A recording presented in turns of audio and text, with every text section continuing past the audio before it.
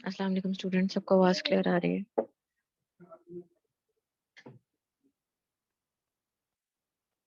Students आवाज आ रही है? जाग रहे हैं बच्चों? यस मैम आ रही है। चले गुड। चले कोई तो जाग रहा। ओके, तो लास्ट लेक्चर स्टूडेंट्स आपके कोई कंफ्यूजन्स, कोई क्यूरीज तो आप पूछ सकते हैं। कोई चीज आपको समझ नहीं आई, आपने बल्कि क्लास एक्टिविटी भी अटेम्प्ट की थी लास्ट लेक्चर में, उसमें कोई कंफ्यूजन, कोई क्यूरी तो आप मुझसे पूछ सकते हैं स्टूडेंट्स। चले, थोड़ा सा कंटेंट हमारा आज ज्यादा है और इम्पोर्टेंट डिस्कशंस हैं, तो क्लास एक्टिविटी का सॉल्यूशन मैं आपसे लेक्चर के एंड पे डिस्कस करूंगी, ठीक है? तो आज का भी लेक्चर हम फाइनली स्टार्ट कर देते हैं, ठीक है? मैं आपके साथ स्क्रीन शेयरिंग जो है वो स्टार्ट करती हूँ।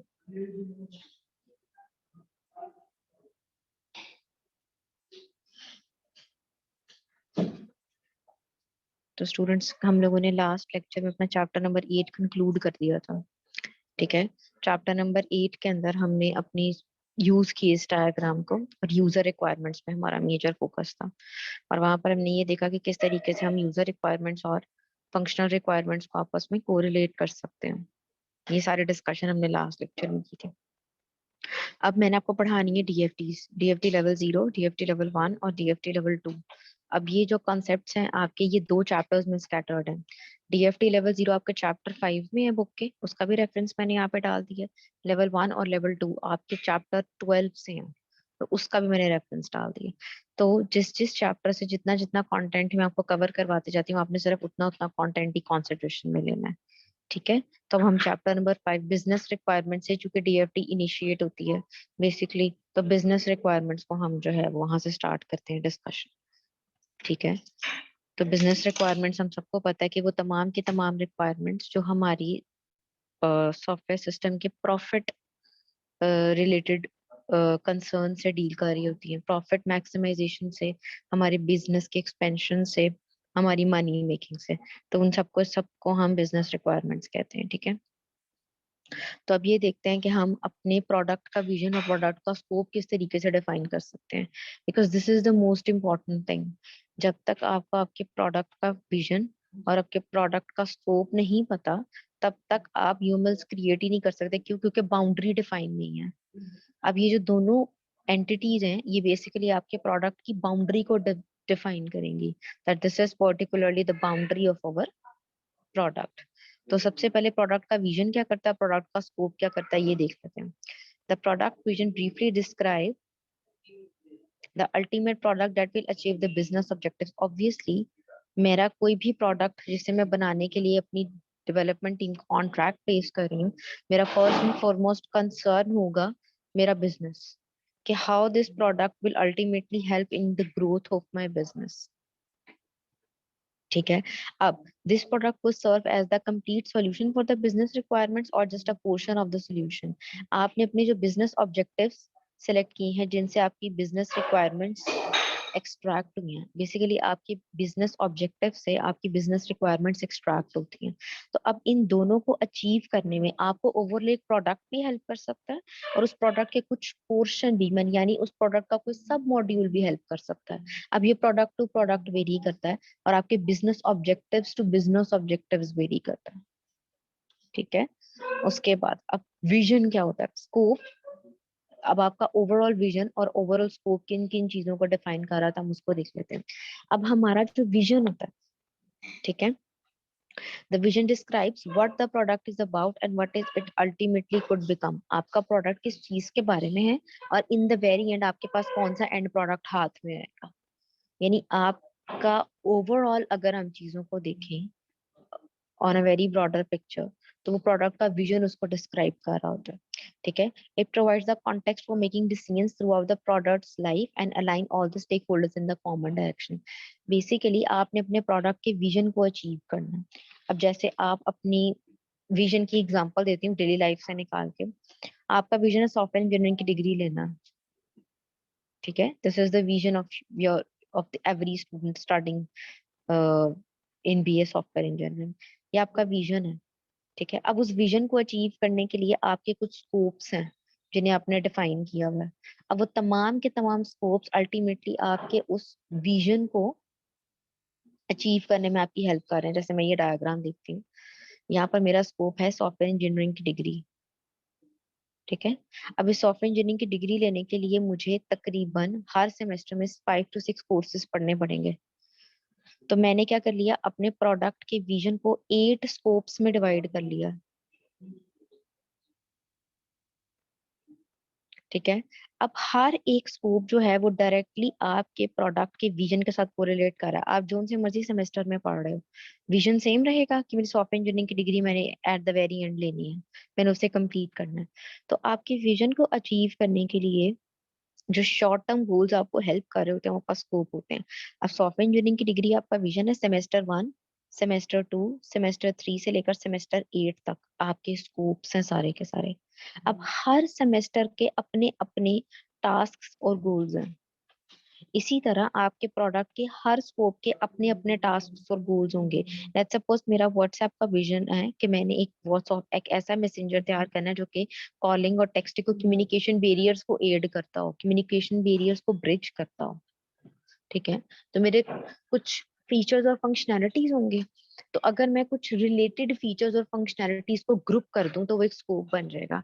जैसे कॉलिंग और टेक्सटिंग को ग्रुप करके एक मैंने स्कोप ए बना दिया, ठीक है। सेटिंग्स को ग्रुप करके मैंने स्कोप बी बना दिया, ठीक है। बाकी की जो आपकी अदर फंक्शनैलिटीज जैसे प्रोफाइल पिक्चर अपडेट है, स्टेटस चेंज है, ब्लॉकिंग ऑफ अ कॉन्टैक्ट है, इसके अलावा ऐड अ कॉन्टैक्ट है, ठीक है। इसके अलावा ग्रुप क्रिएशन है, ठीक है। इसके अलावा अटैचमेंट्स वो तो खैर टेक्सटिंग और कॉलिंग में आ जाए। तो इसे मिलाकर मैंने एक स्कोप 3 बना दिया। तो अब चाहे मैं स्कोप 1 पे काम कर रही हूँ, ठीक है, चाहे मैं स्कोप 2 पे काम कर रही हूँ, चाहे मैं स्कोप 3 पे काम कर रही हूँ, अल्टीमेटली वो मेरे विजन को कोरिलेट कर रहे हैं या डायरेक्टली या indirectly. So this is all about the vision and the scope. Vision है आपका अल्टीमेट ऑब्जेक्टिव, आपका एंड प्रोडक्ट, ठीक है। और उस एंड प्रोडक्ट को बनाने के लिए, उस एंड प्रोडक्ट तक पहुंचने के लिए जो सीरीज ऑफ स्टेप्स हैं, वो सीरीज ऑफ स्टेप्स आपका स्कोप है। और हर स्कोप के अपने गोल्स, अपने ऑब्जेक्टिव्स हैं। जैसे मैंने व्हाट्सएप की गोल्स और ऑब्जेक्टिव्स आपको अभी शॉर्टलिस्ट करवाए हैं, यही गोल्स एंड ऑब्जेक्टिव्स मैं आपको शॉर्टलिस्ट करवा देती हूँ आपके इसी सेमेस्टर्स के। आपके हर सेमेस्टर के अपने गोल्स और अपने ऑब्जेक्टिव्स हैं। सेमेस्टर 1 के ऑब्जेक्टिव्स डिफरेंट थे, सेमेस्टर 2 के डिफरेंट थे, सेमेस्टर 3 के डिफरेंट थे, सेमेस्टर 4 के डिफरेंट थे, अब आपके सेमेस्टर 5 के डिफरेंट है। तो हर सेमेस्टर के अपने अपने ऑब्जेक्टिव्स हैं, लेकिन आप जिस मर्जी सेमेस्टर के ऑब्जेक्टिव को देख लो वो डायरेक्टली आपको आपके विजन तक रीडायरेक्ट कर रहे हैं। सो this is all about the product vision and product scope. Question students?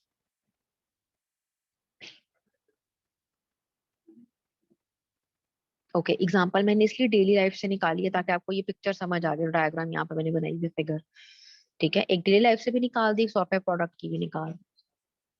उसके बाद हम देखते हैं कि हम विजन स्टेटमेंट किस तरीके से लिख सकते हैं, ठीक है। तो विजन स्टेटमेंट जो है वो आपके प्रोडक्ट का लॉन्ग टर्म ऑब्जेक्टिव, जैसे मैंने आपको बताया, उसको समराइज करता है, ठीक है। स्कोप आपके प्रोडक्ट को बाउंड्री लगाएगा, ठीक है। और विजन आपके लॉन्ग टर्म ऑब्जेक्टिव्स को डिफाइन करेगा। आप ये समझ लें कि विजन आपके लॉन्ग टर्म ऑब्जेक्टिव्स को डिफाइन करता है और स्कोप आपके शॉर्ट टर्म ऑब्जेक्टिव्स को डिफाइन करता है, जो कि अलाइन कर रहे होते हैं आपके लॉन्ग टर्म ऑब्जेक्टिव्स को ही। वो आपके लॉन्ग टर्म ऑब्जेक्टिव्स को ही अचीव करने में आपकी हेल्प कर रहे होते हैं, ठीक है। अब विजन स्टेटमेंट को हम कुछ इस तरीके से लिखते हैं, उसके अब नॉर्म्स हम देख लेते हैं। सबसे पहले हम फॉर का कीवर्ड लगाते हैं, ठीक है। जैसे हमने यूजर स्टोरी का एक टेम्पलेट देखा था, as a customer I need so that, एक टेम्पलेट था। इसी तरह विजन स्टेटमेंट लिखने का एक टेम्पलेट होता है। इसमें सबसे पहले हम फॉर का कीवर्ड लगाते हैं और टारगेट कस्टमर्स लिखते हैं जिसके लिए हम ये एप्लीकेशन बना रहे हैं, ठीक है। उसके बाद हु में आपके वो स्टेटमेंट ऑफ नीड और स्टेटमेंट ऑफ पर्पस आता है कि why I am making the particular product for a customer, ठीक है। उसके बाद आपके प्रोडक्ट का नाम, जो भी आपके प्रोडक्ट का नाम है। उसके बाद उसकी कैटेगरी, कि वो किस कैटेगरी से बिलोंग करता है, पॉइंट ऑफ सेल टाइप का सिस्टम है, इंफॉर्मेशन टाइप का सिस्टम है, ईआरपी सिस्टम है, safety security critical critical system है, मेडिकल सिस्टम है, ठीक है। इसके अलावा कोई गेम है, ठीक है। उसके अलावा उसकी मेजर कैपेबिलिटीज और की बेनिफिट्स। सबसे पहले उसकी मेजर कैपेबिलिटीज, ठीक है, उसके की बेनिफिट्स और उसके that why a particular product will be used by a customer, उसको आप स्टेट करते हो दैट के कीवर्ड के साथ। उसके बाद अनलाइक में आप अपने उन तमाम कंपेटिटिव प्रोडक्ट को कंपेयर करते हो जिससे आपका प्रोडक्ट बेहतर है। यहाँ पे आती है आपकी डिस्टिंग्विशिंग फंक्शनैलिटीज। ठीक है। उसके बाद आपके प्रोडक्ट के प्राइमरी एडवांटेजेस जो कि ओल्ड प्रोडक्ट्स में नहीं है और आपके प्रोडक्ट पे वो एडवांटेज मौजूद है। तो अब ये एक केमिकल ट्रैकिंग सिस्टम की मैंने एक विजन स्टेटमेंट लिखी है जो कि इस टेम्पलेट को फॉलो कर रही है। सबसे पहले 4 के साथ आपके टारगेटेड कस्टमर्स यानी ये साइंटिस्ट के लिए बनाया जा रहा है। वो साइंटिस्ट हु के साथ क्या आपका स्टेटमेंट ऑफ नीड या अपॉर्चुनिटी क्या है, who need to request containers of the chemical. यानी बेसिकली मैं ये साइंटिस्ट के लिए बना रही हूँ जिन्हें केमिकल कंटेनर्स को रिक्वेस्ट करने की जरूरत है। ठीक है। उसके बाद द प्रोडक्ट का नाम द केमिकल ट्रैकिंग सिस्टम। ठीक है। फिर इज का कीवर्ड आपके प्रोडक्ट की category is an information system. अगर गेम है तो गेम आ जाएगा, पॉइंट ऑफ सेल है तो पॉइंट ऑफ सेल आ जाएगा, ई कॉमर्स सिस्टम है तो ई कॉमर्स आ जाएगा। ठीक है। ईआरपी सिस्टम है तो ईआरपी आ जाएगा। ठीक है। एजुकेशन बेस्ड सिस्टम है, एजुकेशन सिस्टम आ जाएगा। ठीक है। अब दैट मेजर कैपेबिलिटीज आएंगी। That will provide a single point of access to the chemical stock room and to vendors। यानी अगर वेंडर्स हैं चाहे केमिकल स्टॉक रूम है, सिंगल पॉइंट ऑफ एक्सेस है सबके लिए, ईज प्रोवाइड कर रहा है। अब मेजर कैप बेनिफिट्स और मेजर कैपेबिलिटी जो कि बाकी सिस्टम से आपके सिस्टम्स को डिस्टिंग्विश कर रहे हैं। अनलाइक द करंट, अब अनलाइक का कीवर्ड उसके प्राइमरी कंपेटिटिव एडवांटेजेस कि हम ये प्रोडक्ट क्यों बना रहे हैं, क्या जरूरत पेश आ गई है इस प्रोडक्ट को बनाने की। ठीक है। तो unlike the current manual ordering processes, हम मैनुअल से ऑटोमेशन की तरफ मूव कर रहे हैं। our product will generate all the reports। अब आपके प्रोडक्ट में वो तमाम के तमाम एडवांटेजेस जो आपको एग्जिस्टिंग प्रोडक्ट्स में है, यानी मैनुअल में आपकी रिपोर्ट्स जनरेट इतनी एफिशिएंसी के साथ नहीं हो सकती जितनी आपके ऑटोमेटेड सिस्टम में हो सकती है। So this is basically a template to write the vision statement.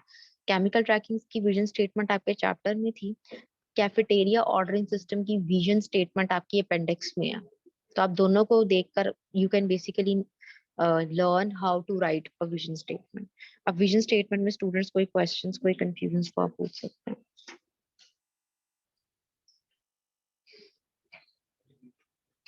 Very easy to right, आपको बस ये टेम्पलेट पता होना चाहिए। ठीक है। उसके बाद हम आते हैं डीएफटीज पर।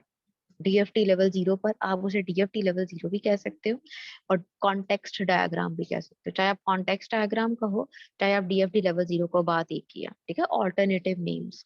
DFT stands for data flow diagram. अब डेटा फ्लो डायग्राम से आपको पता चल रहा है कि हम अपने सिस्टम के डेटा के फ्लो पे बात कर रहे होंगे इस डायग्राम के अंदर। That's why we call it data flow diagram. हमने यूज केस डायग्राम को यूज केस डायग्राम क्यों कहा, because we are dealing with the user perspective of the system. We are dealing with the user requirements. That's why we call it use case diagram. अब data flow diagram 0 क्या करता है आपके लिए? Data flow diagram 0 basically establishes the boundary and connections between the software system and everything else in the environment। आपके system ने किन दूसरी स्टेक होल्डर्स के साथ, किन दूसरे एंटिटीज के साथ, किन दूसरे सिस्टम्स के साथ इंटरेक्ट करके काम करना है, वो बताएगा आपका कॉन्टेक्स्ट लेवल डायग्राम। यानी आपके सिस्टम का इंटरेक्शन बाकी तमाम की तमाम एंटिटीज के साथ। वो एंटिटी कोई एक्टर भी हो सकता है। ठीक है। वो एंटिटी कोई सॉफ्टवेयर सिस्टम या हार्डवेयर सिस्टम भी हो सकता है। वो एंटिटी कोई ऑर्गेनाइजेशन भी हो सकती है। ठीक है। उसके बाद entire system is depicted as a single circle with external entities surrounding it। DFT के अंदर लेवल 0 के अंदर आप अपने पूरे के पूरे सिस्टम को एज अ सर्कल रिप्रेजेंट करते हो और उस सर्कल के अंदर अपना नाम, आपके सिस्टम का नाम लिख देते हो। ठीक है। अब जैसे मैं यहाँ पर हूँ तो ये एक कैफेटेरिया ऑर्डरिंग सिस्टम की डीएफटी लेवल 0 है, कॉन्टेक्स्ट डायग्राम। ठीक है। तो ये जो आपका सर्कल है, this is basically depicting your system और इसके अंदर आप अपने सिस्टम का नाम लिख दोगे। ठीक है। पॉइंट ये एक्सप्रेस कर रहा है। अगला, the external entities in the rectangles can represent. अब एक्सटर्नल एंटिटीज को आप रेक्टेंगल्स की फॉर्म में रिप्रेजेंट करोगे। जैसे यूज केस डायग्राम में आप यूज केसेस को ओवल में रिप्रेजेंट करते हो, एक्टर को स्टिक फिगर के थ्रू रिप्रेजेंट करते हो, इसी तरह यहाँ पे रिप्रेजेंटेशन स्टाइल डिफरेंट है। ठीक है। यहाँ पे आप अपनी एंटिटीज को रिप्रेजेंट करते हो in the form of rectangles, system को रिप्रेजेंट करते हो as a form of circle और एंटिटीज को रिप्रेजेंट करते हो as a form of rectangle. ठीक है। अब वो एंटिटीज क्या क्या हो सकती हैं, वो आपकी यूजर क्लासेस भी हो सकती हैं, ठीक है, वो आपकी कोई ऑर्गेनाइजेशंस भी हो सकती हैं, वो कोई दूसरे हार्डवेयर सॉफ्टवेयर सिस्टम्स और डिवाइसेस भी हो सकते हैं। It could be anything, basically the entity could be anything that is connecting with your system, ठीक है। उसके बाद जैसे हम यहाँ पे भी सीधे देखें तो ये menu manager, patron, cafeteria staff, meal deliverer, cafeteria inventory system, payroll, ये तमाम की तमाम क्या है आपकी एंटिटीज, ठीक है। तो अब ये रेक्टेंगल्स में आपकी तमाम की तमाम एंटिटीज आ गई। अब सबसे इंपॉर्टेंट पॉइंट रह गया arrows. The arrows represent the flow of data और physical items between the system and its external entities. आपके सिस्टम का आपकी एक्सटर्नल एंटिटीज के साथ जो डेटा का फ्लो है वो एरोज बता रहे होंगे, ठीक है। अब एरोज की direction is very important. Directed arrows, अगर आप गौर से देखो तो ये सारे एरोज डायरेक्टेड है, मैं समझाती हूँ कि डायरेक्टेड क्यों है, ठीक है। उसके बाद any interaction between the external entities as the system is not involved into it। आप एंटिटी को एंटिटी के साथ कभी भी जो है वो कनेक्ट नहीं कर सकते, क्यों? बिकॉज द सिस्टम उसके अंदर इन्वॉल्व नहीं हो रहा। कभी भी कोई भी एंटिटी किसी दूसरी एंटिटी के साथ डायरेक्टली रिलेट नहीं कर सकती डाटा फ्लो डायग्राम के अंदर। चाहे आप 0 बना रहे हो, चाहे 1 बना रहे हो, चाहे आप 2 बना रहे हो, इन तीनों में आपकी कोई भी एंटिटी किसी भी दूसरी एंटिटी के साथ डायरेक्टली कनेक्ट नहीं कर सकती। देखो कोई भी एंटिटी किसी भी एंटिटी के साथ कनेक्ट नहीं कर रही, ठीक है। उसके बाद लास्ट, अब हम ये कुछ आपके जो है कैफेटेरिया ऑर्डरिंग सिस्टम की डीएफटी है मेरे पास एज अ सैंपल, और केमिकल ट्रैकिंग सिस्टम की डीएफटी है, ठीक है। तो आपका पूरा जो सिस्टम है उसे मैंने एज अ सर्कल रिप्रेजेंट किया है, एंटिटीज को एज अ रेक्टेंगल, और उनके दरमियान में जो प्रोसेसेस वगैरह उनको एरोज, डायरेक्टेड एरोज की फॉर्म में मैंने रिप्रेजेंट किया है। अब इसी डायग्राम को देख लेते हैं दोबारा से, ठीक है। अब यहाँ पे आपको पता है कि मेरा जो ये सर्कल है ये मेरे सिस्टम को रिप्रेजेंट कर रहा है, इसमें मैंने अपने सिस्टम का नाम लिखते हैं, ठीक है। तमाम हर रेक्टेंगल मेरी एक एंटिटी को रिप्रेजेंट कर रहा है। वो एंटिटी कोई हार्डवेयर डिवाइस भी हो सकती है, कोई सॉफ्टवेयर सिस्टम भी हो सकता है, कोई ऑर्गेनाइजेशन भी हो सकती है, ठीक है, कोई यूजर क्लास भी हो सकती है, ओके। तो अब बाकी पीछे बच के एरोज। अब आपने एक चीज का, ये नोट्स बना लेंगे, चीजें मैंने स्लाइड्स में नहीं लिखी हुई। एक चीज का आपने खास ख्याल रखना है कि आपकी डेटा फ्लो डायग्राम के अंदर कोई भी ऐसा एरो नहीं होगा जिसके ऊपर टेक्स्ट लेबल ना लिखा हो। जैसे यूज केस डायग्राम में एक्सटेंशन पे कंडीशन लिखना मैंडेटरी होता है ना, बिल्कुल ऐसे डेटा फ्लो डायग्राम के अंदर एरोज के ऊपर टेक्स्ट का लेबल डालना जरूरी होता है, ठीक है। अब टेक्स्ट का लेबल डालना क्यों जरूरी है? ताकि मुझे पता चले किस तरह की इंफॉर्मेशन सिस्टम में इनपुट की गई है या किस तरह की इंफॉर्मेशन सिस्टम से आउटपुट हुई है, ठीक है। अगर मैं खाली एरो लगा दूंगी तो मुझे नहीं पता चलेगा कि ये दोनों आपस में क्यों कोलैबोरेट कर रहे हैं, क्यों कम्युनिकेट कर रहे हैं। एरो पे जो लेबल टेक्स्ट होगा वो मुझे बताएगा अच्छा ये वाली इंफॉर्मेशन इन हो रही है या ये वाली इंफॉर्मेशन आउट हो रही है, ठीक है। अब जैसे मैं पेरोल सिस्टम की एंटिटी की एज अ सैंपल एग्जांपल लेती हूँ, तो अगर आप ये वाला एरो देखो तो यहाँ पे आपके सिस्टम से आउटपुट आ रही है, ठीक है। और ये वाला अगर मैं देखूं तो यहाँ पे सिस्टम में इनपुट जा रही है। अगर तो हेड बबल की तरफ है तो इसका मतलब है आपकी एंटिटी सिस्टम में कुछ इनपुट कर रही है, इनपुट का ऑपरेशन परफॉर्म हुआ है, ठीक है। आई रिपीट, अगर तो हेड आपके बबल की तरफ है तो इट मींस आपके सिस्टम में कोई इंफॉर्मेशन इनपुट की गई है, ठीक है। और अगर तो हेड एंटिटी की तरफ है तो इट मींस कि आपके सिस्टम ने कोई आउटपुट जनरेट किया एंटिटी को, ठीक है। सिस्टम की तरफ हेड का मतलब इनपुट का ऑपरेशन हुआ है, एंटिटी की तरफ हेड का मतलब आउटपुट का ऑपरेशन परफॉर्म हुआ है। और अगर एक बाय डायरेक्शनल एरो है, जैसे ये एरो है मेन मेन्यू मैनेजर का, इसका मतलब है कि अपडेट हुआ है, इस सिस्टम में इनपुट भी गई है और इनपुट के रिजल्ट में आउटपुट भी है, ये अपडेट का ऑपरेशन रिप्रेजेंट कर, ठीक है। अब इसी पेरोल वाले की हम जो है वो देखते हैं एरोस। आपका जो एरोस सिस्टम की तरफ जा रहा है उसमें पेरोल डिडक्शन रिस्पॉन्स सिस्टम में इनपुट हो रहा है, ठीक है। और पेमेंट रिक्वेस्ट आपकी आउटपुट हो रही है और पेरोल डिडक्शन रजिस्ट्रेशन रिक्वेस्ट भी आउटपुट हो रही है।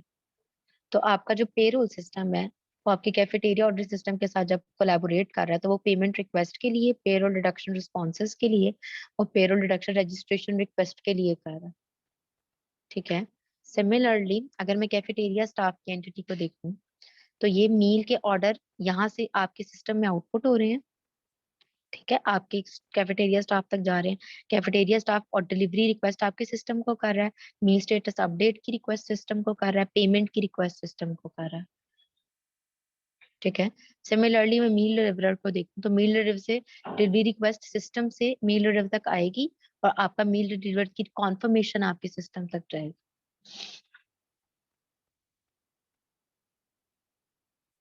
It means this is the output operation and this is the input operation. This is the input and this is the output operation. तो ये है आपकी context level diagram DFT level 0, जिसमें आप अपने सिस्टम का अपनी एक्सटर्नल एंटिटीज के साथ रिलेशनशिप शो करते हो in the form of arrows. और वो रिलेशनशिप बेसिकली क्या बतानी है, डेटा का फ्लो, कि डेटा इन हो रहा है या डेटा आउट हो रहा है। अब डेटा के तीन ही पॉसिबल स्टेट्स होते हैं, या तो डेटा इनपुट हो रहा होता है, या डेटा आउटपुट हो रहा होता है, या डेटा अपडेट हो रहा होता है। ठीक है। इनपुट का मतलब कि एरो जो है सिस्टम की तरफ है। ठीक है। आउटपुट का मतलब एरो एंटिटी की तरफ है। और अगर आपका बाई डायरेक्शनल एरो है जैसे मेन्यू मैनेजर का है तो इट मीन्स ये अपडेट हो रहा है आपका डेटा वहां पे, क्योंकि मेन्यू मैनेजर में मैनेजर की रिक्वेस्ट जाएगी कैफेटेरिया ऑर्डरिंग सिस्टम पे और कैफेटेरिया एज अ रिजल्ट उसको वो रिक्वेस्ट एंटरटेन करके सेंड करेगा, तो ये बाई डायरेक्शनल एरो हो जाता है। और the most important point two remember that every arrow should contain a label text, जैसे आप इस डायग्राम में देख रहे हो। ठीक है। अब स्टूडेंट्स इस ओवरऑल डीएफटी लेवल 0 से आपके कंफ्यूजन और concerns, we are done with the DFT level 0 thing.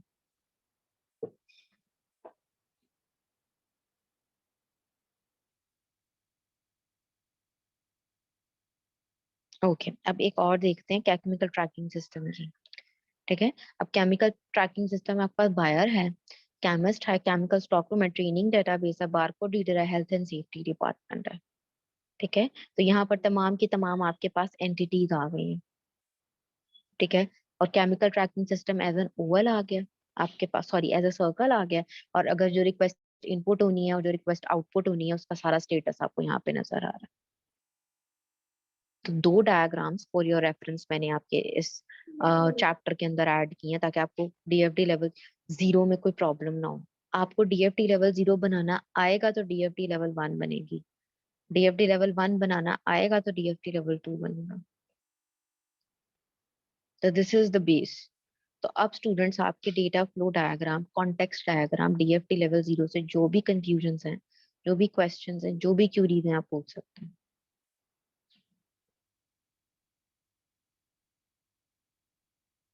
Okay. अब हम आते हैं डीएफटी लेवल 1 पे। अब जो आपका डीएफटी लेवल 1 है ना वो चैप्टर 12 में है।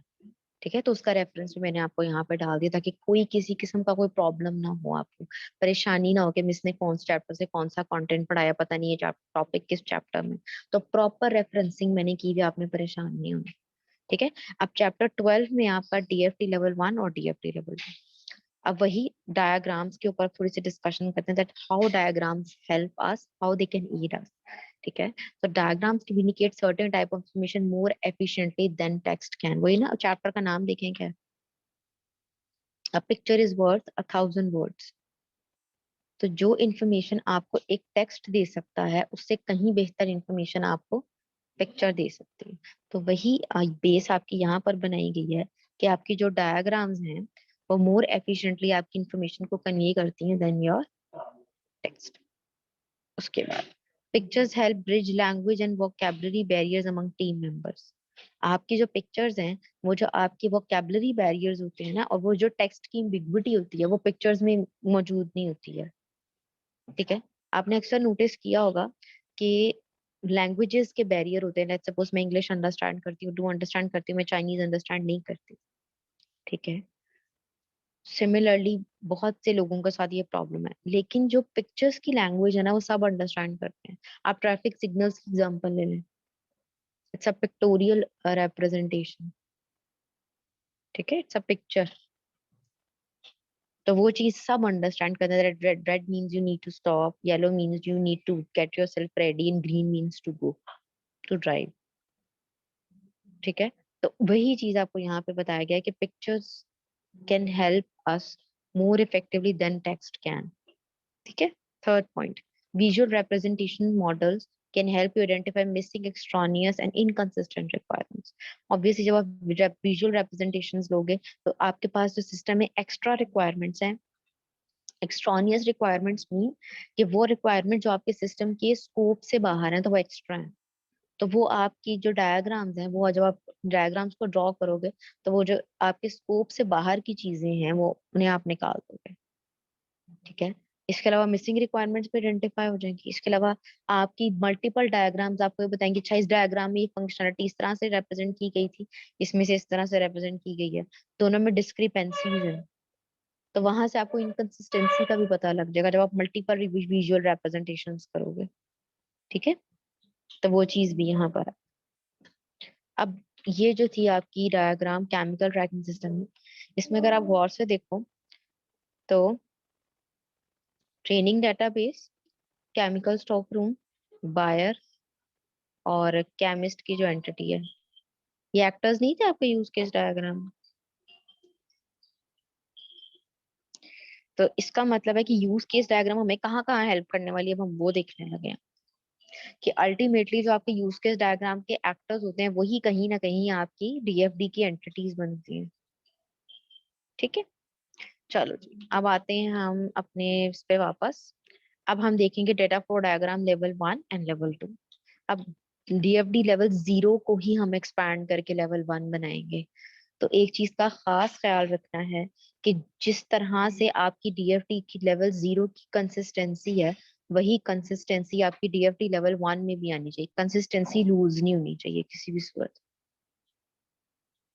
ठीक है, अब जैसे डीएफटी 0 एंड डीएफटी 1 आइडेंटिफाई, अब डीएफटी 0 डीएफटी 1 क्या क्या आइडेंटिफाई कर सकते हैं वो देखते हैं।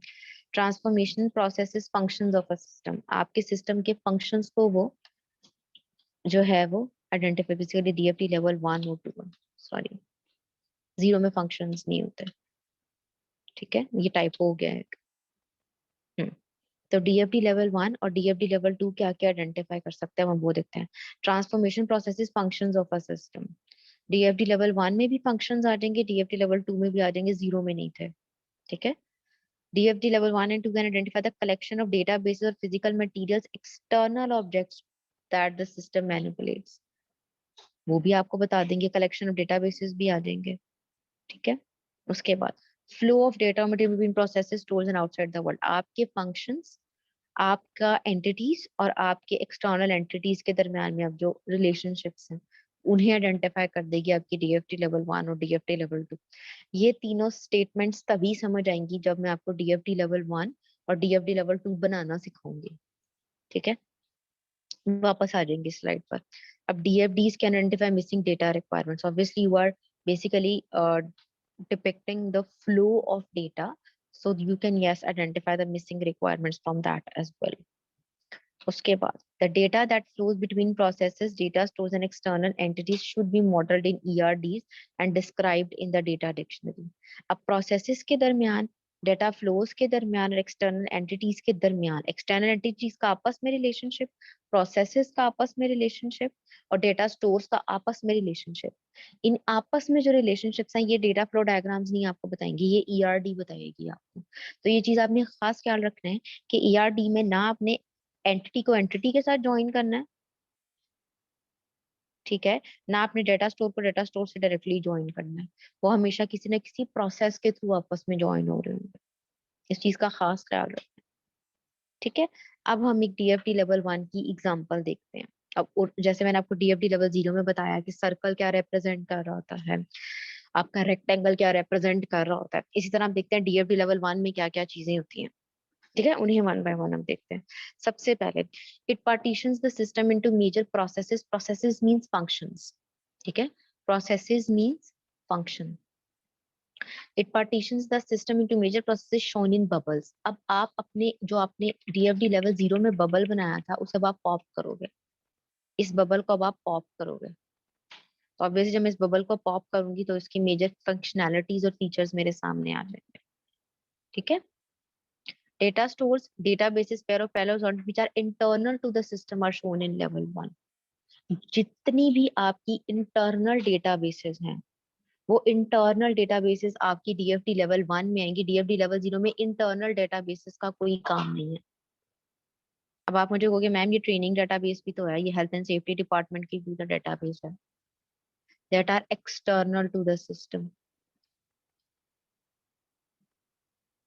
आपकी एक्सटर्नल डेटाबेसेस हैं। The databases which are external to the systems serve as entity.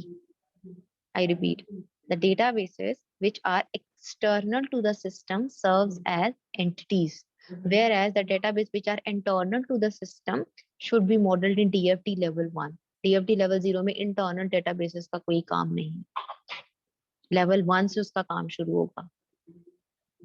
ठीक है। और उसे हम हॉरिजॉन्टल पेयर ऑफ लाइंस में रिप्रेजेंट करते हैं। अभी जरा मैं अगर आपको दिखाऊं तो ये केमिकल ट्रैकिंग सिस्टम की ही मैंने डीएफटी लेवल 0 से लेवल 1 बनाई है।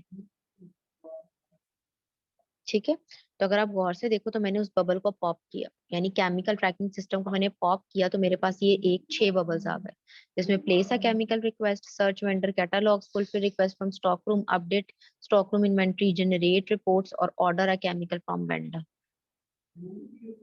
ये आ गए तमाम के तमाम प्रोसेसेस मींस फंक्शंस। तो ये जो आपके हर बबल है ना, अब ये एक प्रोसेस को रिप्रेजेंट कर रहा है। अगर आप इसे गौर से देखो तो आपको यूज केसेस नहीं लग रहे? जरा थोड़ा सा इसको गौर से देखें बबल्स को, आपको यूज केसेस लग रहे हैं सारे के सारे? Yes ma'am. They definitely are use cases केसेस। तो अब यहाँ से आपको पता चलेगा कि मुझे यूज केस डायग्राम बनाने का कितना फायदा है। ठीक है। तो they are ultimately the use cases of your system, but there is a slight change in that. आप ये नंबर्स देख रहे होगे जो आपने इन्हें साइन किया, मैं 1 2 3 4 5 6। अब ये जो नंबर्स है ना, ये आपके सिस्टम की प्रायोरिटी को बता रहे हैं। That highest priority to the least priority. 1 means the max priority means highest priority, and 6 means the lowest priority. इसमें 6 तक थे इसलिए मैंने 6 किया है। ठीक है। अगर आपके पास 10 तक होते तो 10 मींस द लोएस्ट प्रायोरिटी। ठीक है। तो place a chemical has the highest priority, fulfil chemical request from stock room second highest, order a chemical from vendor third highest, generate reports fourth highest, update chemical stockroom inventory fifth highest, search vendor catalog sixth highest। तो यहाँ पर आपकी तमाम highest to lowest जो आपकी functionalities के numbers हैं उसका जिक्र आएगा सारा का सारा। तो whenever you are supposed to draw the DFT level 1, do assign a mathematical number to it based on the priority। ठीक है। तो ये रैंडमली नंबर्स असाइन नहीं किए गए हैं, ये प्रायोरिटी के बेसिस पर आपके नंबर्स असाइन किए गए हैं। ठीक है। तो आपकी जो एंटिटीज हैं, अगेन आप अगर गौर से देखो तो मेरी तमाम की तमाम एंटिटीज उसी तरह से हैं जिस तरह से पहले थी। मेरी कोई एंटिटी में कोई चेंज नहीं आया, और यहाँ पर मेरी एंटिटी जो फंक्शंस परफॉर्म कर रही थी वो वही फंक्शंस परफॉर्म कर रही है। ये फंक्शंस देख, ये प्रोसेसेस देखना, इन प्रोसेसेस की कंसिस्टेंसी भी आपने अपने जहन में रखनी है कि डीएफटी लेवल 0 डीएफटी लेवल 1 के अंदर से कंसिस्टेंसी का फैक्टर लूज नहीं होना चाहिए। ठीक है। अब थर्ड पॉइंट देखते हैं, मैंने खुद ही the flow from a bubble to a store. अब वही चीज जो मैंने आपको लेवल 0 में रिप्रेजेंट की थी वही चीज यहाँ पर वो रेपिटेशन में है। The flow from a bubble to a store indicate the data is being placed into the system write operation. यानी अगर आपका बबल जो है वो stores the flow from a bubble to store indicates a write operation, whereas flow out of the store's read operation, and the bidirectional arrow represents the update operation, जैसे मैंने यहाँ पर आपको बताया। अब हम यहाँ पर देखते हैं तो ये आपका जो ये स्टोर मींस आपका डेटा स्टोर। अब इस डायग्राम के अंदर केमिकल रिक्वेस्ट की एक डेटाबेस है which is internal to the system. ये तो आपकी पैरेलल लाइंस हैं, ये आपके डेटा स्टोर मींस आपके डेटाबेस को रिप्रेजेंट कर रही हैं। Database and data stores are synonym words. ठीक है। तो यहाँ पे केमिकल रिक्वेस्ट की एक डेटाबेस है, केमिकल स्टॉक रूम इन्वेंट्री की एक डेटाबेस है, दो database which are internal to the system. तो इन्हें आपने हॉरिजॉन्टल लाइंस में रिप्रेजेंट करना। अब अगर तो एरो केमिकल स्टॉक रूम की तरफ है, तो ये है आपके पास कौन सा, आपके बबल से आपका केमिकल स्टॉक रूम की तरफ है। From a bubble to store indicates the write operation, ये आपका राइट ऑपरेशन है। और अगर बबल से ये उल्टा एरो है तो ये आपका रीड ऑपरेशन है। और अगर बाई डायरेक्शनल है तो आपका write operation, update operation sorry. ठीक है, तो ये आपको वही चीज जो मैंने आपको अभी लेएफडी लेवल 1 के अंदर 0 के अंदर बताई थी, वही चीज इसके अंदर है। ठीक है, data flow, data can not flow directly from one store to another और directly between the external entities in store, it must pass through a process bubble. ये चीज खास याद रखनी है, इसको तो मैं रेड में हाईलाइट कर दूं ताकि आप ये चीज भूलो ना। क्या हुआ है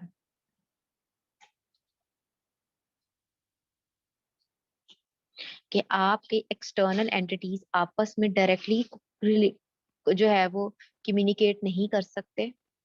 ठीक है, आपकी एंटिटीज आपस में डायरेक्टली कम्युनिकेट नहीं कर सकती, ना डेटाबेसेस आपस में डायरेक्टली कम्युनिकेट कर सकती हैं, ना एंटिटीज आपस में डायरेक्टली कम्युनिकेट कर सकती हैं।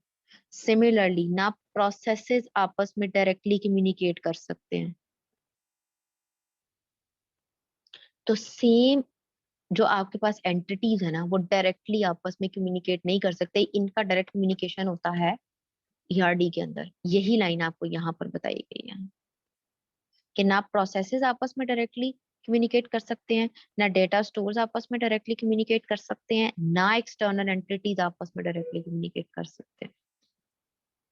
तो यही चीज आपने इसका खास ख्याल रखना है।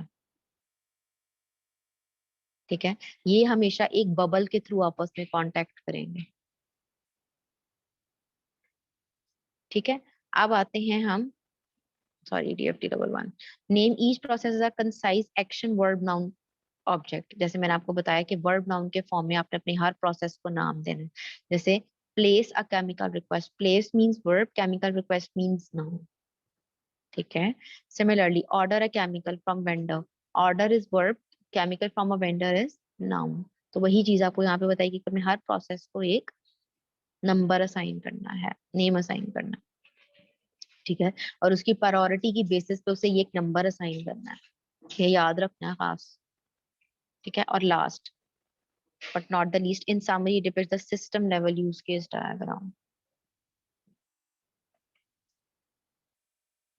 तो अगर आपके पास यूज केस डायग्राम बनी हुई पड़ी हुई है तो उससे 5 मिनट लगेंगे डीएफटी लेवल 1 बनाने। ठीक है, तो अब ओवरऑल हम इस डायग्राम पे वापस आते हैं अपनी डीएफटी लेवल 1 पे।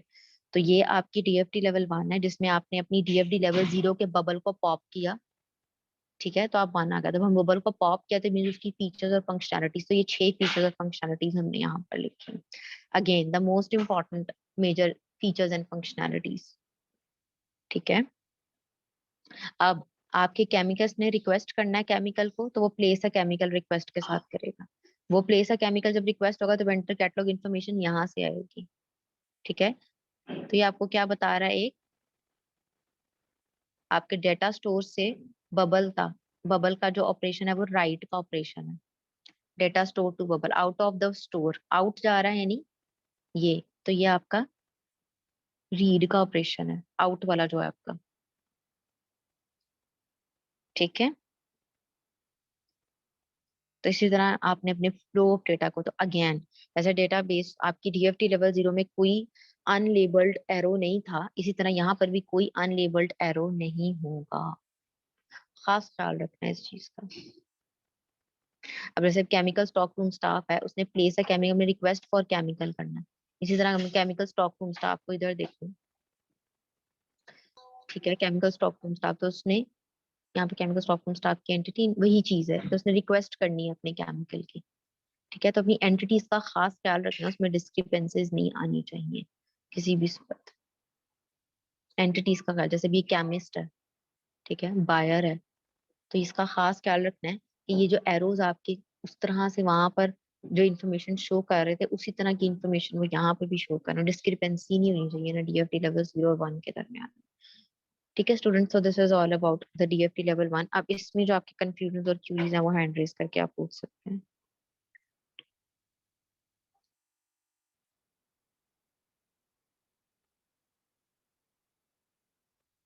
स्टूडेंट्स आज आपके क्वेश्चंस क्यों नहीं है? हालांकि बहुत इंपॉर्टेंट और बड़ा कंफ्यूजिंग सा टॉपिक चल रहा है।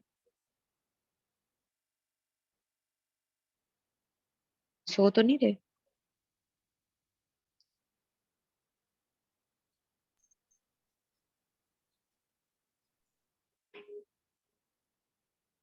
चले अजान ब्रेक लेते हैं, अजान हो रही है।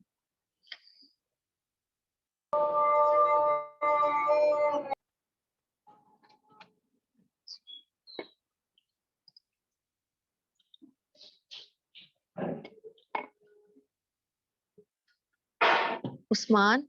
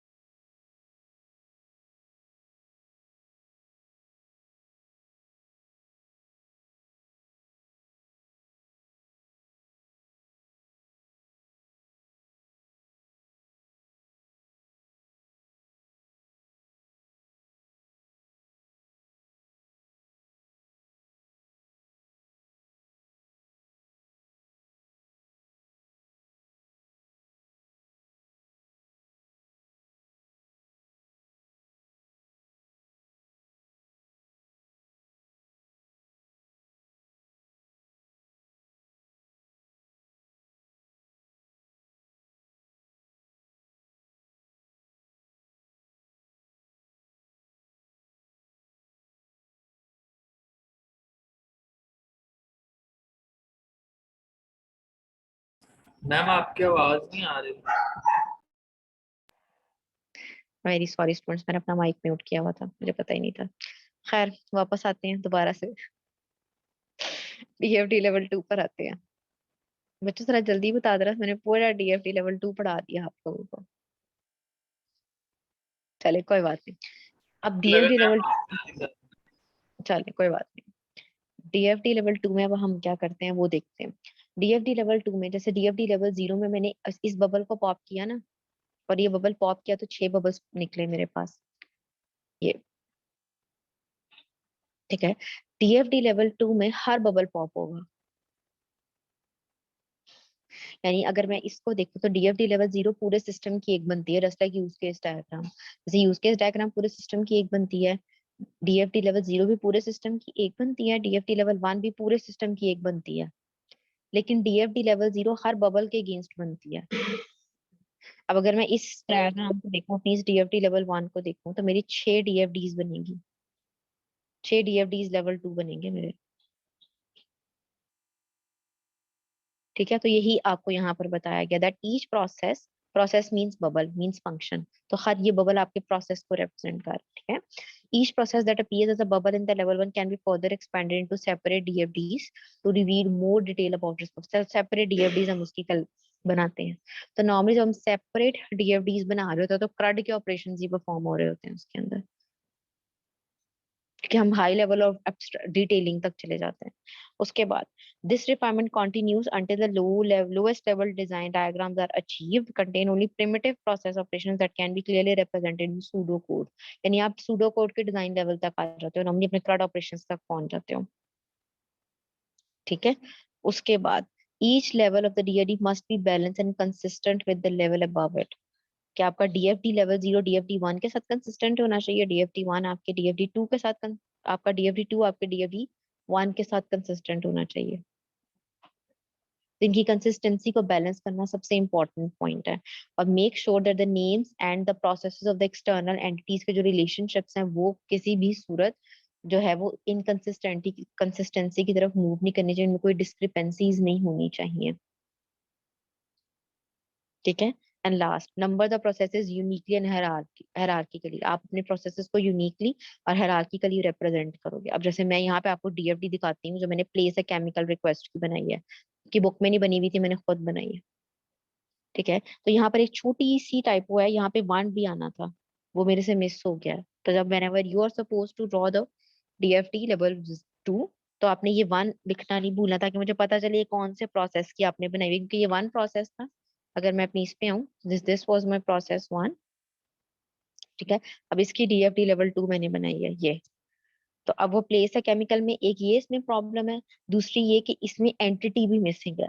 मैंने जानबूझ के डायग्राम इनकम्प्लीट छोड़ी है ताकि आप उस चीज को कंप्लीट कर सको, लेक्चर के अंदर वो चीजें बता रही हूँ, ठीक है। दूसरा ये कि एंटिटी ने जो उसके साथ जो है वो कम्युनिकेट करना है वो मिसिंग है। प्लेस है केमिकल के साथ कौन कौन सी एंटिटी कम्युनिकेट कर रही थी, केमिकल स्टॉक रूम स्टाफ की भी और केमिस्ट की भी, ठीक है। तो ये केमिकल स्टॉक रूम स्टाफ और केमिस्ट दोनों एंटिटीज ने यहाँ पर आना था। केमिकल स्टॉक रूम स्टाफ की एंटिटी है और केमिस्ट की एंटिटी है, उसका भी फ्लो आपने यहाँ पे मेंशन करना था और इसका भी फ्लो आपने यहाँ पे मेंशन करना था अलोंग विद द एरो, ठीक है। तो वो ये दो चीजें इसमें मिसिंग है, ये आपने खास ख्याल रखना है कि मैं आपने एंटिटी लाजमी लिखनी है, अपनी डीएफडी लेवल 1 से ही होगा और इसका नंबर लाजमी लिखना है। अब इसको आपने हायरार्किकली नंबर करना, ऑब्वियसली ये 1 से निकले हैं तो ये 1.1 1.2 1.3 1.4 इस तरीके से चलेंगे, ठीक है। और जो जो आपके डेटा स्टोर्स इन्वॉल्व थे वो भी उसी तरह से इन्वॉल्व होंगे। तो कंसिस्टेंसी इज वेरी इंपॉर्टेंट। इन तीनों डायग्राम का जो मेजर और फॉरमोस्ट जो है ना वो अल्टीमेट गोल है वो इसकी कंसिस्टेंसी है। अगेन उसकी वो आगे आपने डिटेलिंग थी कि इंफॉर्मेशन कौन सी जा रही है आपके सिस्टम में, कौन सी इंफॉर्मेशन वापस आ रही है। जैसे प्लेस है केमिकल में क्वांटिटी, ऐड क्वांटिटी में क्वांटिटी डिटेल्स जा रही है और वेंडर कैटलॉग से उसकी डिटेल्स जो रिक्वेस्टेड केमिकल की थी वो आउटपुट आ हो रही है। So this is the DFT level 2 for place a chemical request, ठीक है। इसी तरह आप किसी की भी डीएफटी लेवल 2 बना सकते हो। जैसे हमने देखा नॉर्मली इसमें CRUD के ऑपरेशंस होते हैं, तो अगर आप इन्हें गौर से देखो तो ये CRUD के ऑपरेशंस हैं सारे के सारे। तो जो एंटिटीज इन्वॉल्व हो रही हैं वो भी आएंगी, नंबरिंग का आपने खास ख्याल रखना है और अपने डेटा स्टोर्स का खास ख्याल रखना है, ठीक है। So this was your DFT level 2। इसमें कोई कंफ्यूजन है, कोई क्यूरीज है, कोई क्वेश्चंस हैं तो आप पूछ सकते हैं स्टूडेंट्स। ओके, तो आज हमने काफी इम्पोर्टेंट अपना कंटेंट कवर किया है अपने DFT लेवल 0, DFT लेवल 1 और DFT लेवल 2। ठीक है, तो अब आप आते हैं आपके सॉल्यूशन की तरफ, क्लास एक्टिविटी के। ठीक है, क्लास एक्टिविटी में मैंने आपको व्हाट्सएप डायग्राम का एप्लीकेशन कंसिडरेशन में लेने के लिए कहा था, और कहा था कि उसकी एसोसिएशन, इंक्लूजन, एक्सटेंशन तीनों चीजें होनी चाहिए, और किसी भी दो यूज केसेस के लिए आपने उसके प्राइमरी एक्टर्स और सेकेंडरी एक्टर्स को आइडेंटिफाई करना है। So this is one possible, sorry, one of the possible solutions. तो जो मेरा एक्टर था वो यूजर था। ठीक है, यूजर से मैंने इनहेरिट किया ग्रुप एडमिन को। अब ग्रुप एडमिन ये तमाम की तमाम भी फंक्शनैलिटीज और फीचर्स को एक्सेस कर सकता है, और ये उसकी एडिशनल है। ठीक है, तो ये जनरलाइजेशन का भी हो गया इसके अंदर। ठीक है, एसोसिएशन मैंने सिंपली यहाँ पे शो की हुई है। ठीक है, और ये आपके तमाम के तमाम इंक्लूजन और एक्सटेंशन है। जैसे जब भी मैं लॉग इन करूंगी तो मेरा वेरीफाई लॉग इन होगा, तो ये इंक्लूड है कि ये ऑलवेज कॉल होगा आपका, ये ऑलवेज वाली फंक्शनैलिटी। ठीक है, इसके अलावा मैंने कोई एक्सटेंशन भी लिखी हुई है, ऑब्वियसली डू साइन अप, तो ये एक्सटेंशन है कि जब आप लॉग इन करोगे तो आपका साइन अप एक्सटेंड होगा। क्यों? क्योंकि अगर तो यूजर ने साइन अप नहीं किया हुआ तो ही आपके साइन अप का फंक्शन कॉल होगा, अदरवाइज आपके साइन अप का फंक्शन कॉल नहीं होगा। ठीक है, अब जैसे आप ओपन सेटिंग्स करते हो तो ओपन सेटिंग्स जब भी आ जाते हो तो ये दोनों फंक्शंस ऑलवेज कॉल होंगे। उसमें आप ओपन अकाउंट सेटिंग्स का फंक्शन भी, ओपन प्राइवेसी सेटिंग्स का फंक्शन भी है, तो ये इंक्लूजन का रिलेशनशिप है इन दोनों के दरमियान। ठीक है, इसी तरह अगर आपने मेक या रिसीवर कॉल करना है तो मेक और रिसीवर वीडियो कॉल का जो फंक्शन है, ऑडियो कॉल का फंक्शन है, ये दोनों कॉल होंगे हमेशा कॉलिंग के लिए, कि आपने ऑडियो करनी है या वीडियो करनी है। तो ये इंक्लूजन है। तो इंक्लूजन और एक्सटेंशन को गौर से देखें। इसी तरह क्रिएट अ ग्रुप का जो फंक्शन है, ठीक है, उसके साथ ऐड अ मेंबर हमेशा इंक्लूड होगा, क्योंकि ऑब्वियसली जब हमने ग्रुप क्रिएट किया तो एटलीस्ट दो या दो से ज्यादा मेंबर्स उसका पार्ट होने चाहिए। ठीक है, अब सिस्टम एडमिन ने क्या करना है? Manage data and manage account. तो अब हम कोई भी दो यूज केसेस ले लेते हैं जिसके लिए हम एक प्राइमरी एक्टर को और एक सेकेंडरी एक्टर को आइडेंटिफाई कर सकें। तो कौन कौन से दो यूज केसेस से मैं प्राइमरी और एक सेकेंडरी एक्टर को आइडेंटिफाई कर सकती हूँ? तो स्टूडेंट बता सकता है? मैम सिस्टम और यूजर। सिस्टम और यूजर किस यूज केस के लिए प्राइमरी एक्टर और किसके लिए सेकेंडरी एक्टर है? अब जैसे मैं क्रिएट एन अकाउंट या डू साइन अप को देखूं, तो डू साइन अप के लिए मेरा यूजर प्राइमरी एक्टर और सिस्टम एडमिन क्या हो जाएगा? Secondary actor. ठीक है, इसी तरह अगर मैं देखूं ओपन आपके पास प्राइवेसी सेटिंग्स का, तो प्राइवेसी सेटिंग्स में आपका जो यूजर है वो डायरेक्ट मतलब प्राइमरी एक्टर, और सिस्टम एडमिन क्या हो जाएगा? Secondary actor. मैम तो इस तरीके का कि हम सोल्यूशन दो बना। तो यूजर क्या? भी अपना बैकअप बनाता है और सिस्टम में भी बैकअप मौजूद होता है। हाँ ना, तो वो प्राइमरी और सेकेंडरी है उस टाइम पे। प्राइमरी मींस कि वो डायरेक्टली उस फंक्शनैलिटी को इस्तेमाल कर रहा है, सेकेंडरी मींस वो इनडायरेक्ट उस फंक्शनैलिटी के साथ इस कोलैबोरेट होकर इस्तेमाल हो रहा है। तो प्राइमरी और सेकेंडरी में फर्क है। मैं स्टेटस अपडेट का वो लेती हूँ आपका फीचर, जो स्टेटस अपडेट कर रहा है वो प्राइमरी है, और जो व्यूअर्स हैं वो कौन है? सेकेंडरी। क्लियर हुआ है दाना? जी मैम। चलिए, तो ये था आपका एक possible solution, one of the possible solutions. होता है आप लोगों ने कोई डिफरेंट सॉल्यूशन बनाया हो तो वो तो मैं आपकी क्लास एक्टिविटीज को इवैल्यूएट करूंगी तब पता चलेगा। ठीक है, तो सॉल्यूशन भी हमारा डिस्कस हो गया। ठीक है, अब हम आएंगे जी असाइनमेंट की तरफ। असाइनमेंट 3 आपका, मैंने आज एकेडमिक कैलेंडर ओपन किया तो 26 जून आपका लास्ट क्लास होगी हमारे साथ। आपका 26 जून पे आपका जो सेमेस्टर है वो कंक्लूड हो रहा है। तो अगर आप और से देखो तो हमारे पास सिर्फ एक महीना रह गया, यानी अप्रोक्सीमेटली 8 लेक्चर्स हमारे पास बाकी हैं। ठीक है, एक वीक में आपके 2 लेक्चर्स होते हैं, हमारे पास 4 वीक्स में तो 8 लेक्चर्स हैं आपके पास। ठीक है, तो आपकी टोटल 4 असाइनमेंट्स मैंने लेनी है। मैं आज मैं आपकी असाइनमेंट 3 रिलीज कर रही हूँ। ठीक है, असाइनमेंट 3 में आपने क्या करना है? स्टेटमेंट देख लें। असाइनमेंट 3 में आपने गुड सॉफ्टवेयर प्रोडक्ट को कॉन्सेंट्रेशन में लेना है और एक वेल फॉर्मेटेड वर्ड डॉक्यूमेंट बनाना है। ठीक है, और वो सॉफ्टवेयर प्रोडक्ट बेशक असाइनमेंट 1 वाला ले लें, बेशक असाइनमेंट 2 वाला ले लें। ठीक है, बेशक अपनी तरफ से असाइनमेंट 3 का नया ले लें। Completely up to yours, it's completely your choice. उसका नेम और उसकी शॉर्ट डिस्क्रिप्शन लिखनी है। अगर तो आप असाइनमेंट 1 या असाइनमेंट 2 वाला ले रहे हैं तो ये कॉपी पेस्ट करने से प्लेजरिज्म के मार्क्स रिडक्शन नहीं होंगे। ठीक है, और अगर आप कोई नया प्रोडक्ट ले रहे हैं असाइनमेंट 3 के लिए, तो उसके लिए आपको इसको देखना पड़ेगा। ठीक है, उसके बाद आपने उसमें क्या डालना है, नेम और सॉफ्ट डिस्क्रिप्शन डालनी है, उसकी कंप्लीट यूज केस डायग्राम डालनी है जिसमें आपने तमाम के तमाम रिलेशनशिप्स को शो करना है। जनरलाइजेशन होती होगी, जनरलाइजेशन करें, एसोसिएशन तो होती ही होती है, एक्सटेंशन देखें, इंक्लूजन देखें। ठीक है, तमाम के तमाम चीजें। अगेन, एक्सटेंशन पे कंडीशन लगानी नहीं भूलनी। जिस तरह से मैंने आपको यूज केस डायग्राम बनानी सिखाई है उस तरह से उसकी कंप्लीट यूज केस डायग्राम बनानी है। उसके अलावा आपने कोई भी एक यूज केस लेना है और उसका एक्सटेंडेड यूज केस टेबल बनाना है, जो हमने क्लास में डिस्कस किया था लास्ट लेक्चर में।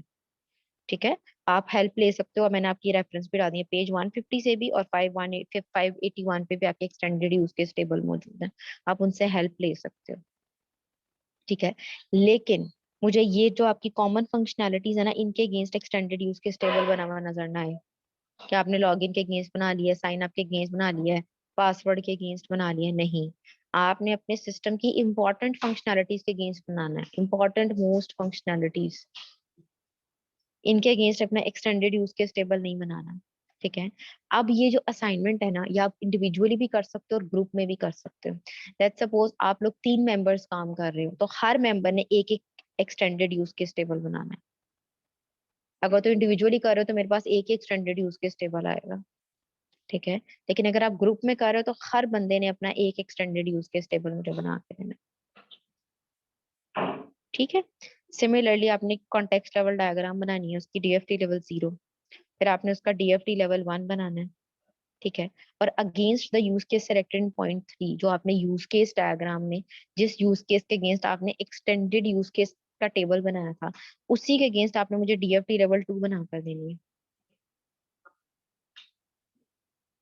ठीक है, तो डीएफटी लेवल 2 उसी के अगेंस्ट आपकी बनेगी, और अगेन इसमें भी वही कि अगर आप ग्रुप में काम करें तो हर बंदा एक डीएफटी लेवल 2 बनाएगा। अब वो जो फीचर्स और फंक्शनैलिटीज की एग्जांपल आपकी बुक में कोटेड हैं, जैसे कैफेटेरिया ऑर्डरिंग सिस्टम रिलेटेड कोई आपने फीचर, कोई आपने प्रोडक्ट नहीं लेना, उसका एक्सटेंडेड यूज केस टेबल बना हुआ है।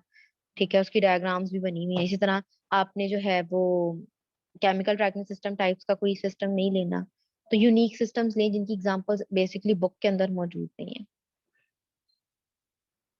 ठीक है, आपने सोशल मीडिया ट्रांसपोर्टेशन एप्स नहीं लेनी है, और इसको करने के लिए एग्जैक्टली 10 दिन है आपके पास। संडे नाइट तक सबमिशन है आपकी, रात 10 बजे टर्न टाइम के ऊपर।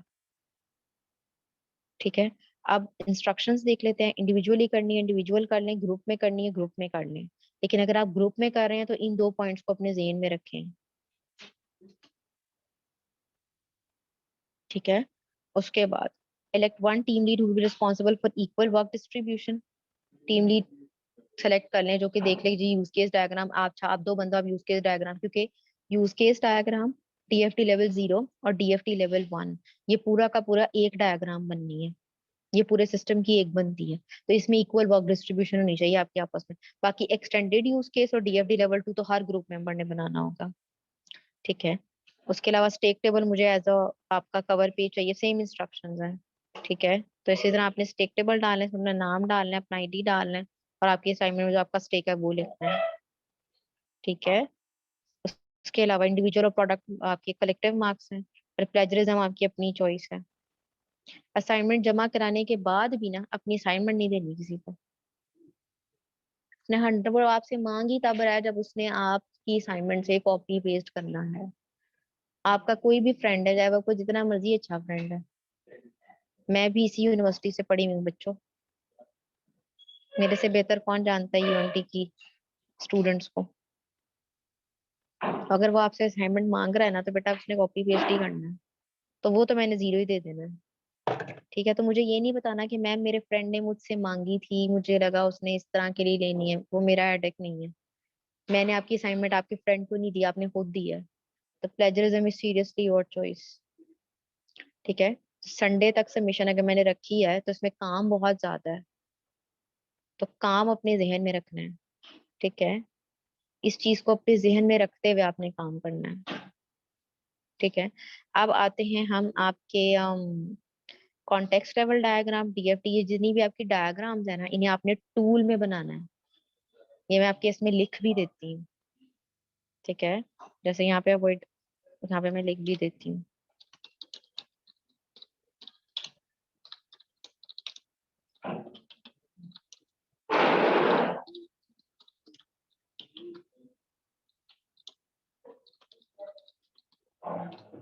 ये इम्पोर्टेंट है। मुझे hand written use case diagram, hand written, hand drawn data flow diagram ना रिसीव हो। It's very important. तो ऑनलाइन ड्रॉ डॉट आईओ भी आपका, माइक्रोसॉफ्ट विजियो भी है, काफी टूल्स आपके पास अवेलेबल हैं जो कि आपको हेल्प कर सकते हैं आपकी डायग्राम्स की क्रिएशन में। ठीक है, तो डायग्राम्स के लिए अब जब आप यूज केस डायग्राम बनाओ, उसे भी टूल में बनाओ। डीएफडी लेवल 0 को भी टूल में बनाओ, 1 को भी टूल में बनाओ, 2 को भी टूल में बनाओ, और एक्सटेंडेड यूज केस का टेबल आपका वर्ड में बनेगा, वो टेबल बनाना है। तो हैंड रिटन वाला कुछ चक्कर नहीं है इसके अंदर, कोई चक्कर ही नहीं है हैंड रिटन वाला। ठीक है, तो hand written diagrams are not acceptable, hand written solution is not acceptable at all. मैं लिख ही दूं, आप लोगों ने भूल जाना है।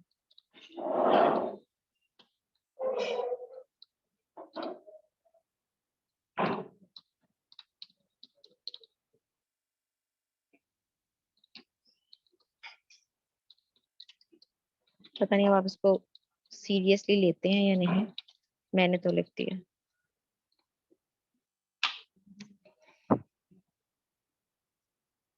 ठीक है, अब जी क्वेश्चंस आएंगे आपके असाइनमेंट 3 से।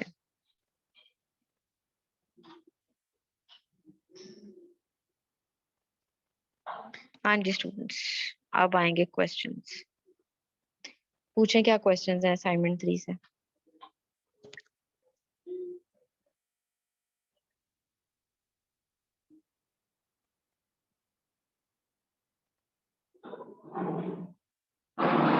कोई क्वेश्चन नहीं है स्टूडेंट्स?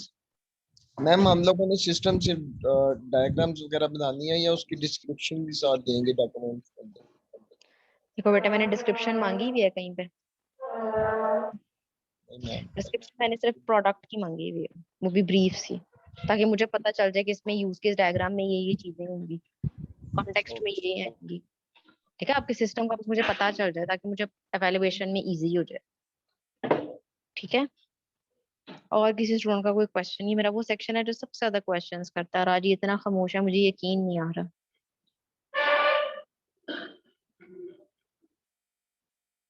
जी तैमूर, बेटे पूछे।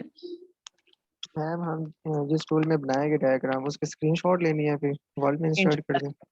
एग्जैक्टली, उसका पिक्चर लेकर स्निपिंग टूल से ले लें, बेशक बेशक स्क्रीनशॉट कैप्चर करके वर्ड के डॉक्यूमेंट में इंसर्ट करें। मुझे एक सिंगल वर्ड डॉक्यूमेंट चाहिए, इस चीज का खास ख्याल रखना ओके। है। इंस्ट्रक्शंस पढ़ लीजिएगा गौर से, आपके लिए ये इंस्ट्रक्शंस। ओके।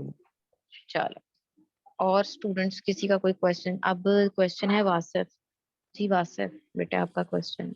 अस्सलाम वालेकुम मैम। वालेकुम अस्सलाम जी वासिफ। मैम कुछ टूल्स के नेम लिख देंगी आप? ऐसे पता नहीं लगता। बड़े का बुना है आपने? जी मैम। बड़े का बुना है आपने? हम्म, ड्रॉ डॉट आयो का मैंने बताया, माइक्रोसॉफ्ट विजुअल विजियो का मैंने बताया, इसके अलावा न्यूमरस टूल्स हैं जो कि ऑनलाइन डायग्राम क्रिएशन में आपको हेल्प करते हैं। जरा सर्च तो करो मेरा बच्चा। ठीक है, ठीक। ठीक। तैमूर आपका स्टिल कोई क्वेश्चन है? नो मैम, वो पहले का ही। कोई बात। तो ये असाइनमेंट मैं भी आपके पास अपलोड कर देती हूँ, तो इस पे काम करना शुरू कर दे। काम काफी ज्यादा है, छोटा मोटा काम नहीं है ये। ठीक है, तो इसे करना स्टार्ट कर दें। मैं लेक्चर स्लाइड्स भी अपलोड कर देती हूँ। चलें स्टूडेंट्स, आप फटाफट अपनी अटेंडेंस लगवा लें। 5 स्टूडेंट्स करके हैंड रेज करते हैं जिन्होंने अपनी अटेंडेंस लगवाते हैं।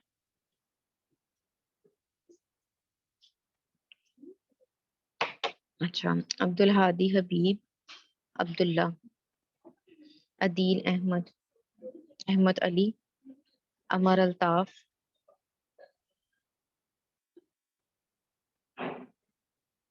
अम्मार, अनीजा आमिर, अरसलान गफूर, बिलाल तारिक, फैजान जिया, फैजान,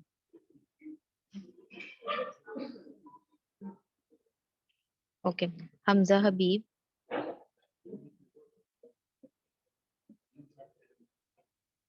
हमजा हबीब, हिरा सलीम,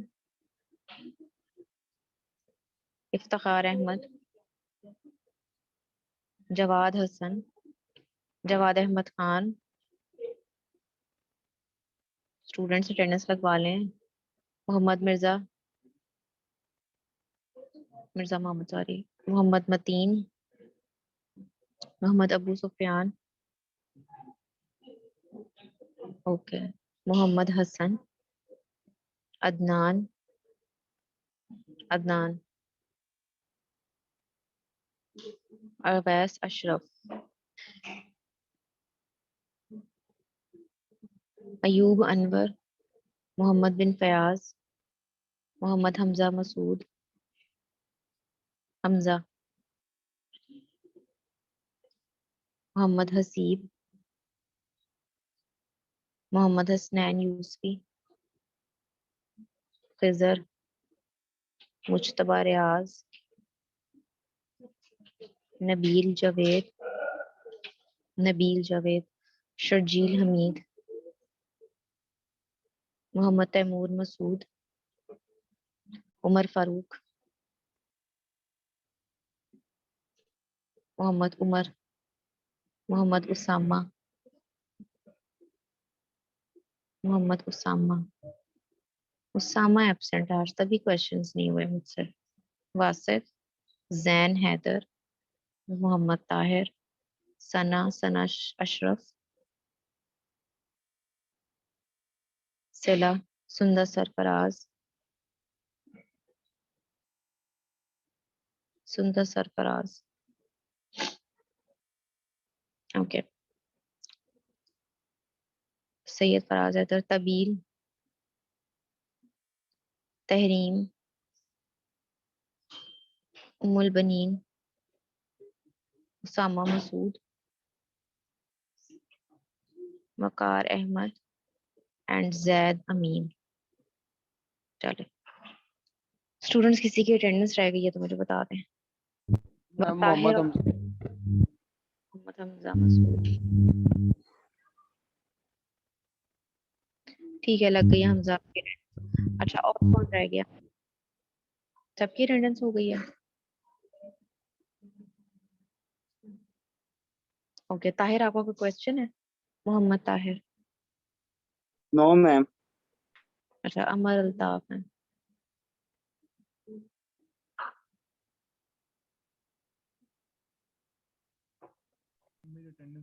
अमर अल्ताफ, आपकी भी हो गई अटेंडेंस। और कौन रह गया? चलें, गुड स्टूडेंट्स, अटेंडेंस सेव हो गई आपकी। इंशाल्लाह see you all in the next lecture and good luck for the assignment 3। And most probably next lecture में आपका मैं मिड रिव्यू करवा रही हूँ, so make sure your presence in the next lecture, ठीक है।